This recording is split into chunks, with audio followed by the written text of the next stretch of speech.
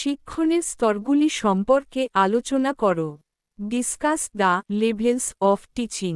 শিক্ষণ বা টিচিং হল এমন একটি প্রক্রিয়া যার মাধ্যমে শিক্ষার্থীরা শিখন বা লার্নিং প্রক্রিয়ায় অংশগ্রহণ করে থাকে। শিক্ষণের ক্ষেত্রে শিক্ষক মুখ্য ভূমিকা পালন করে থাকে এবং শিখনের ক্ষেত্রে শিক্ষার্থীরা মুখ্য ভূমিকা পালন করে থাকে। তাই শিক্ষণ প্রক্রিয়া শিক্ষার্থী এবং শিক্ষকের ক্রিয়া প্রতিক্রিয়ার মধ্য দিয়ে সম্পন্ন হয়ে থাকে।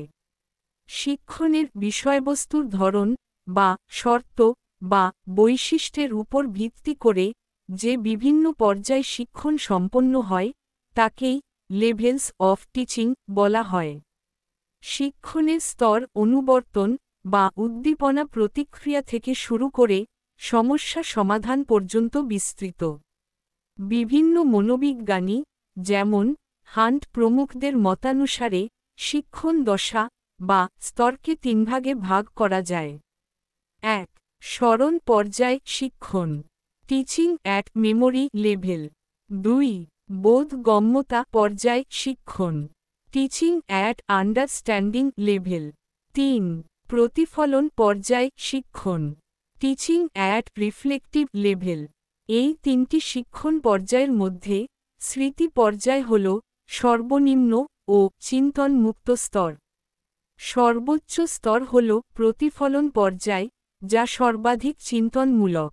আন্ডারস্ট্যান্ডিং লেভেল বা বোধগম্যতা পর্যায় হল এই দুই স্তরের মধ্যবর্তী স্তর। ১. স্মরণ স্তরের শিখন, memory level of teaching. Memory বা স্মৃতি হল ব্যক্তির সেই ধরনের ক্ষমতা যার সাহায্যে সে পূর্বে শেখা কোনো বিষয়কে পুনরুদ্রেক বা পুনরুত্থান এবং বিষয়কে সংগঠিত করতে পারে। বৈশিষ্ট্য। এ. স্মরণ স্তরের শিখন হল শিক্ষণের সর্বাপেক্ষা নিম্নবর্তী স্তর। বি. এই স্তর বিষয়বস্তুর স্মৃতিতে ধারণের উপর অধিক গুরুত্ব আরোপ করে। সি. এখানে শিক্ষক কিছু তথ্যভিত্তিক বিষয় শিক্ষার্থীদের সামনে উপস্থাপন করেন যা শিক্ষার্থীরা অন্তর্নিহিত তাৎপর্য উপলব্ধি না করেই সেগুলি মুখস্থ করে বা বিষয়বস্তু স্মৃতিতে ধারণ করে। ডি. এই ধরনের শিক্ষণ আর কন্ডিশনিং তত্ত্বের ভিত্তিতে সম্পন্ন হয়, যা অন্য কোনো মানসিক শৃঙ্খলার তত্ত্বকে অনুসরণ করে না। অর্থাৎ বারবার উদ্দীপনা দেওয়ার ফলে প্রতিক্রিয়া তথা স্মৃতিতে ধারণ ফলপ্রসূ হয়। ২. শিক্ষণের বোধগম্যতার পর্যায়, আন্ডারস্ট্যান্ডিং লেভেল অফ টিচিং। বোধগম্যতার পর্যায়ের শিক্ষণ স্মৃতি স্তরের তুলনায় উচ্চ স্তরের। যখন শিক্ষার্থী বিষয়বস্তুর মধ্যে সামগ্রিক সম্পর্ক খুঁজে পায় বা যখন বিষয় সম্পর্কে বোধগম্যতা বা জ্ঞান লাভ করতে সমর্থ হয় তখনই শিক্ষার্থীর বোধগম্যতা বা উপলব্ধি হয়। বৈশিষ্ট্য। এ. শিক্ষণের বোধগম্যতার স্তরের বৈশিষ্ট্য হল যখন শিক্ষক শিক্ষার্থীদের বিষয়বস্তুকে বোধগম্যতার স্তরে নিয়ে যাওয়ার উদ্দেশ্যে পাঠ পরিচালনা করে তখন এই স্তরের শিক্ষণ সংগঠিত হয়। বি. এই স্তরে শিক্ষার্থীদের চিন্তন প্রক্রিয়ার বিস্তার ঘটে। সি. এই স্তরে শিক্ষার্থীদের জ্ঞানমূলক কর্মসূচি সম্পন্ন হয়। ডি.